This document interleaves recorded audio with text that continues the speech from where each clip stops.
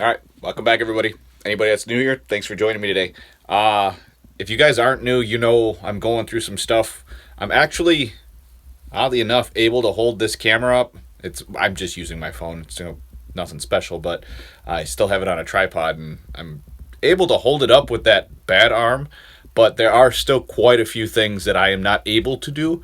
It's been about a week, and I've got some pretty nasty bruising still, and well, long story short, I'm still afraid to use my arm.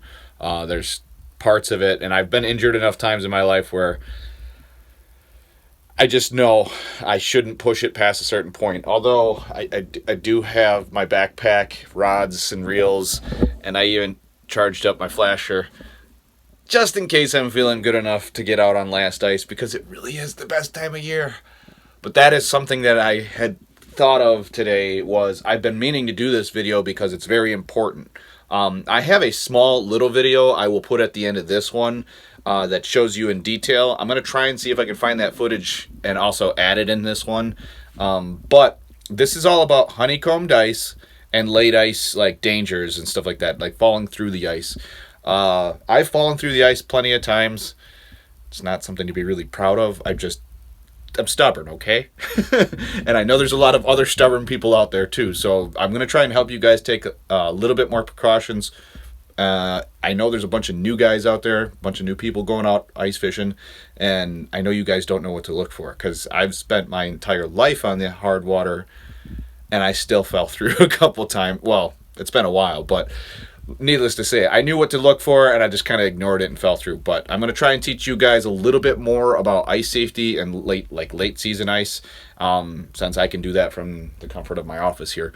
And yeah, like I said, I'm going to try and find some clips, but otherwise I'll describe it to you. All right, guys.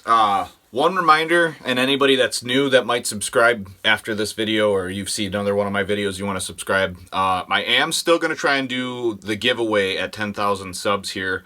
I have all the stuff. The only thing I don't have, and I could still get it, and actually this would probably be the perfect time, is if we can hit 10,000 subscribers before like the end of March here, maybe even the beginning of April. Well, I'll still do it, but it would be better because I'd like to get this to somebody to maybe use here late season, March, April.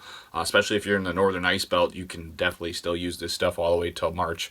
I know a lot of you guys have some thick ice. But yeah, DWC Outdoors merch. All of this stuff's linked in the description. I will always link everything in the description, whether it's stuff I'm using or if it's stuff that might help you guys out. But the biggest thing is the merch will actually allow me to pick up one of those fish finders. If you guys aren't new here, you know. But I'm taking all of my merch sales from this winter, so all the ice fishing merch sales, and it's going to go into buying somebody a brand new fish finder to go along with the giveaway. I'm not going to go in details with the giveaway. If you know about it, you know. Otherwise, you can just go to I have a playlist that's for giveaways, and it's basically, I have enough stuff in there to describe basically what I'm giving away. But Otter Shack, auger, rods, reels, heater, baits, backpack, iFish Pros. If I forgot anything, list it below. If you guys aren't new here, do me a favor, just list anything. Somebody list all the stuff so that I don't have to keep remembering this. I should have a list. I'm kind of rambling right now, but let's get back to it. I just wanted to let everybody know, if you do pick up merch, it still will help out buy the fish finder for whoever wins the giveaway. This giveaway, the 10,000 sub one, I'm going to just do for, ice fishermen. The next giveaway, I have to decide when I'm going to be doing it and how big it's going to be, but I have some interesting plans, and hopefully you guys stick around for that. Okay, so the big thing here, I kind of want to go into detail on is what to look for when you're going out on the ice, the time of year, and basically what you can and cannot do. You can do whatever you want to do. This is your life. I'm not trying to stop you from living your life, but I'm just trying to keep most of you guys alive so you can actually enjoy going out and then come back and watch these videos. It's not going to help if I have dead subscribers. The point here is, like I said, I'm going to go through a little list, and hopefully most of you guys understand this. And if you don't, if you have any questions, please comment below. I will answer any safety questions whatsoever when it comes to this video. Because I really do want to make sure that you guys understand what you are looking at and how to go by navigating it. So let's go into like the first thing that's going to happen coming up here, because we got a bunch of warm weather. Something I know veterans that don't even understand this. So when there's snow on top of the ice, say you have like 5 inches of snow left over on the ice at the end of the season, whatever reason, that's all that's left on the ice. Even if it's only like 5 inches of snow, but you have like, we'll say 18 inches of ice, because we'll say 15. That's an easy one to go with because I can kind of base everything I know off of that. So 15 inches of ice, 5 inches of snow. You get a couple 50-degree days, all that snow, of course, melts. So now you have water on top of your 15 inches of ice. That is fine. So for the most part, at that point, like late season, you're still okay. When you see water blowing around on the ice, I'll have to get into detail why that is actually bad, but when you see water blowing around on the ice and there's puddles and there's like slush and all that stuff, that's good. That means the water's staying on top of the ice below the water is still solid, and when you drill a hole, it should drain down the hole, basically. Second, what you're looking for, like, which would be a negative effect of that, is if you have a semi-mild, like we got a couple days here where it's going to be like 50 degrees as a high, but most of the days like 38 to 40. It doesn't matter if it's above freezing, so like anywhere between like 34 and 38 degrees in that range, even if it's only that warm, but you have water on the ice, so no more snow, and it's windy. Water, don't mind me, I'm just babying my arm. Water and wind is like the worst for erosion. So you might go out ice fishing one day and say you get back out the next day and the holes haven't froze over and it was windy and the water's blowing around the day before. That ice might look the same to you, like you're looking at holes you drilled the day before and it might look the same, but I bet you if you measured it, if there's no more water on the ice, I bet you any money says that 15 inches is now almost 10 inches, or maybe even less, depending on how severe the wind is and how much water you had on the ice. So that's like an erosion thing. So just make sure you keep a mental note. Okay, if it's windy and there's water on the ice, it's blowing around, it's warm out, the ice is going to go 10 times faster. The next thing that you guys need to pay attention to with water on the ice is if you go out one day and it's all water, don't even need wind. You got slush, you got water all over, you know, it's glare ice, whatever, but you have water all over it. The next day, or like say you don't get back out for a couple days, and then you come back out and it looks really rough, like textured on top, and there's no water anywhere. You're not seeing puddles. It doesn't matter how warm it is. You're not seeing puddles or nothing like that. That means that the ice is honeycombing. And when I'm saying honeycombing, I'm going to try and find a video clip. I'll put it right here if I do. So this is the definition of absolute honeycomb. So let's see, it's about 8 inches of ice. So normally this would be able to hold a four-wheeler or something, you know, similar in weight. But if you look at it, I just bounced it around a little bit. It comes off in chunks like this. So this is what I'm talking about looking for. So you see the lines through it. So that's the top, that's the bottom. Obviously there was more to it, but you know, it's brittle. There's nothing to it. So it can still be thick. I know I've had a lot of people actually personally message me and ask me about if the ice is safe enough to go on, but like at 7 inches to the bottom, to the top at minimum here, this would normally be able to hold a quad, and I've seen people dumb enough to drive cars on it when it's crystal clear all the way through. But when it looks like this, that's your junk. That's nothing good. So I got this hole here, but I can show you like these shards. This is what it broke off in as I was hitting it with a spud bar. So that's not even that big of a deal, but like, so this is by a boat launch, and there's this little open spot right there. So that ice is honeycombed all the way through, but it's only like 4 inches thick. So like, it'll support my weight, but if I was to be dumb enough to jump up and down on this, I would fall through. Otherwise, if I don't find the video clip, the easiest way to describe honeycombed ice is, so you have say you have your 15 inches of ice. Even if you don't get the wind and stuff like that, when you have water sitting on top of ice, it'll eat away at, so you'll have like, 2 to 3 less inches per every day or something like that, as long as it's above freezing. But then that water goes into the ice. So now what you've created is all the air bubbles that, there's always air trapped in ice, unless it's really crystal clear, and that usually means you have a good late season thing. But when you have the air bubbles trapped in the ice, the water works its way down through, and now there's a hole from the top of the ice to the bottom of the ice.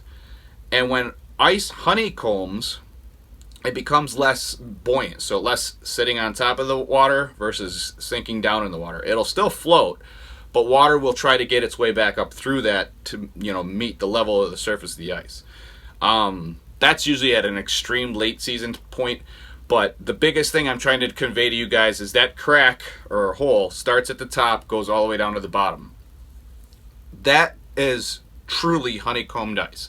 And the thing is you can walk on that. I don't suggest doing it unless you know how it's, reacting. And you can use a spud bar, and once you start blowing chunks out of thick ice, then it's usually a bad time to pack your stuff up and stay away from the ice, because what'll happen is that, you got 15 inches of ice, right? But even at 15 inches, you can have 24 inches of ice, it don't matter. Once it's honeycomb from top to bottom, and you go to drill a hole and shards of ice are coming out, like chunks, not shavings, chunks. Once the chunks are coming out, you're basically on borrowed time, and you probably shouldn't even be standing there if chunks are coming out. Yes, like I said, you can fish it, but so if you don't understand ice thickness, 3 inches of crystal clear ice will hold like 400 or 500 pounds. Okay, 2 inches will even hold like 200 pounds if it's just perfectly rock solid cold weather ice, like first season ice. 20 inches of really honeycombed ice barely hold a human.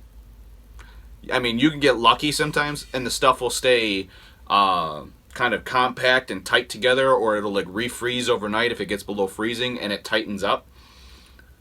But all it's got to do is warm up a little bit again and expand. This is science. Expand a little bit because of the heat, and when it does that, you've just lost all traction against itself, and it wants to break apart naturally. So even if you just put your foot lightly down on it, it could just blow out from underneath you and you're going swimming. And the worst part about it, and I've done this before, I've gone swimming in thick ice that broke up on me by shore. I got all my stuff off, I walked back out, I was looking for something, I remember, and I turned around, and when I turned and put my foot down in front of me, I didn't stop. I put my foot down and I went forward into it, and because I was now multiplying my weight by falling, I broke right through it. And I don't know how long it took. It took long enough for me to not ever want to do it again, and I bought a float suit the next week, actually. I ordered one. That's how stupid I was. I wasn't wearing a float suit at the time, but I bought one the next week because it took, every time I went to push down on the ice to see if it was solid to go back the way I was meant to go, because that's what you're supposed to do, it just kept breaking. So I turned myself around and faced shore and just kind of came to terms with, I have to break as much ice as I physically can to try and get myself back up on dry land or shore. And I'll tell you right now, the only reason I'm probably alive was because it was a 60-degree day that day. And like I said, if it's 60 degrees outside and you're standing on 20 inches of ice, you're probably still not on good ice, especially if it's been like that for a while. The biggest thing here I want everyone to take away from this is, one, pay attention to what the ice is doing. Watch for water on top of it. If you're not getting water on top of it, it might already be past that point, and the water's already worked its way through. Pay attention to the days of the week prior to you being out there. So say you're going to go out on like a Friday or a Saturday. You pay attention to that weather from Wednesday to Friday.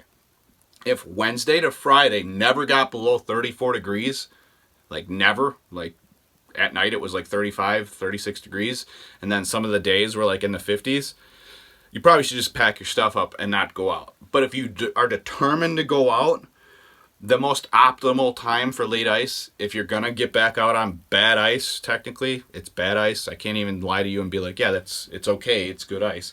If you're going to plan on getting out on bad ice, understand that if it freezes the night before, it will be harder in the morning. But the thing is later in the season, there's more sunlight. So if you were to make the mistake like I've done other times, where I went out in the morning, everything was solid, I was drilling holes, it was chunking up, but it was solid, it was packed together again.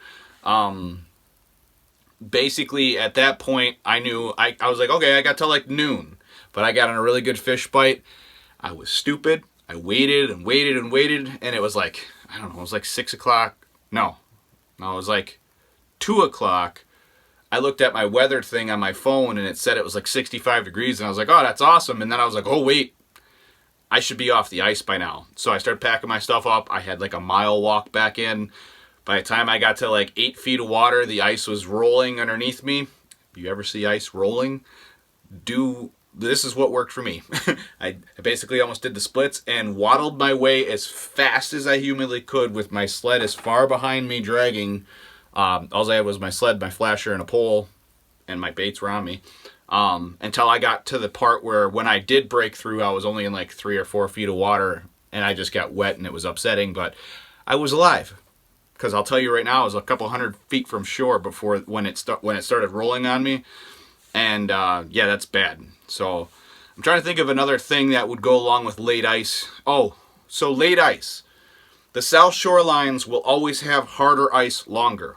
Not telling you to go out on it because it's, crap on the north side and it's okay to go to the south side. But if you're ever stranded, so say you try to, like I've done this a couple times. I've done a lot of bad things on ice. Don't do what I do. Just try to learn from it.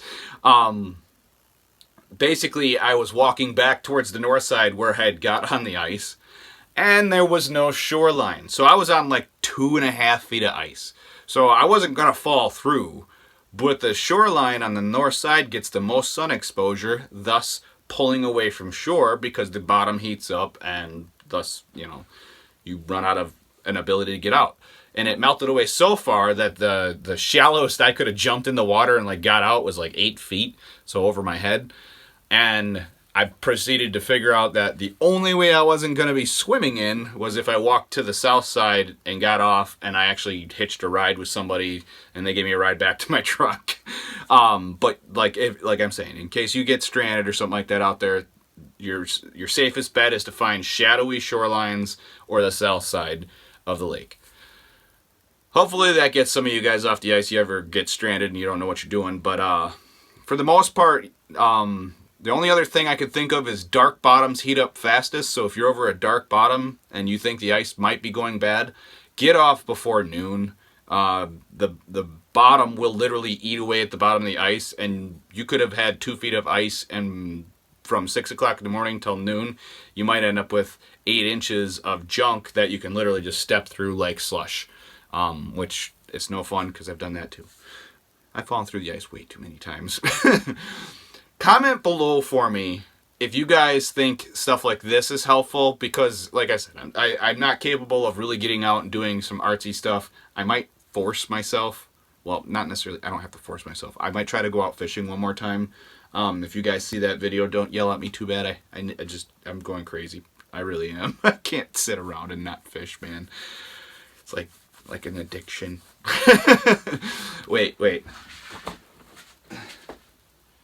So, if you guys can read that, there's a reason that shirt made it to my my merch line. It was a prophecy, well, not prophecy, but like a proclamation of like, I really love ice fishing. I really do. And I'm really upset that I'm not doing it right now. So hopefully you guys enjoyed today's video. I hope it helps some of you guys stay safe this late ice season and future seasons to come. The biggest thing here is just pay attention to the weather. Watch your degrees. If it's not getting below freezing for 2 or 3 nights, just start packing your stuff up, guys. It's not worth it. I'm telling you right now, I've been through the ice enough times to tell you it wasn't worth it.